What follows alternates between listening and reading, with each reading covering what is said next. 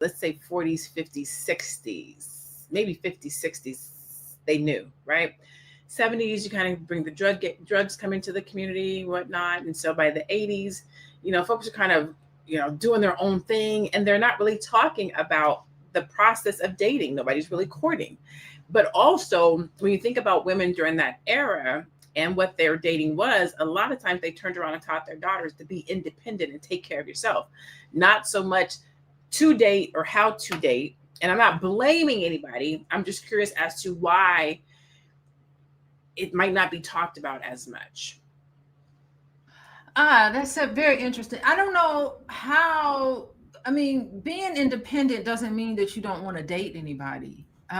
Because I think a good dating experience is two whole people dating, not a needy person dating someone who has these needs too, and you come together and you just feel each other's needs. It really is two whole people dating. And I think that dating comes from, it's not presented in formal education, but it comes from observation. So I think that what we absorb so much is the relationships we see modeled in our home. It's our parents, grandparents, whoever raised us. Second, I think it really does come from our friend groups. What are our friends doing? What is the norm about how our friends are dating? I just came from homecoming last week, and my daughter went to homecoming, and she didn't have a date, so it was just her and her friends. And but there was groups of people who would date. They had dates. Some of her friends had dates, and they all went to homecoming together. And then all the singles, they all just got together and dated. And so dated at the homecoming dance and did not have a formal date, what I want to say. So, I mean, I think that, she was kind of bummed about it. She was like, Dang, what's wrong? Nobody wants to take me to the homecoming. But, I have a conversation with her you know, about what's going on and what that's like for her. And one day she will have a date, and her sister at one point had a date, and so it will happen for you when it's time. So it's not fixing all of these things, it's really just having a place. And I say this a lot, having a place for somebody to come and talk to about dating. Of course, she's got her friends to talk to as well. So it's home life and your friendship circle. I like that. Normally, you always have a particular view on relationships from the perspective of marriage, right?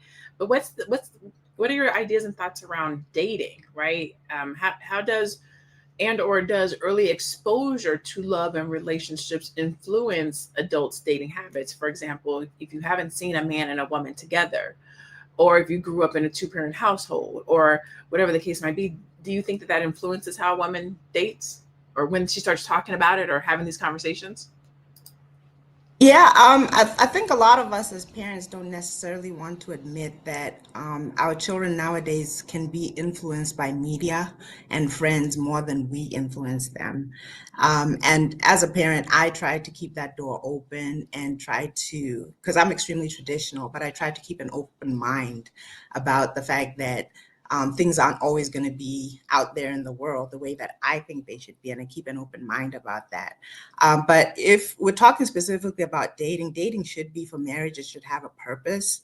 And before that, when you're younger, you shouldn't really, and like I said, my parents did this. They didn't really encourage us to pair off.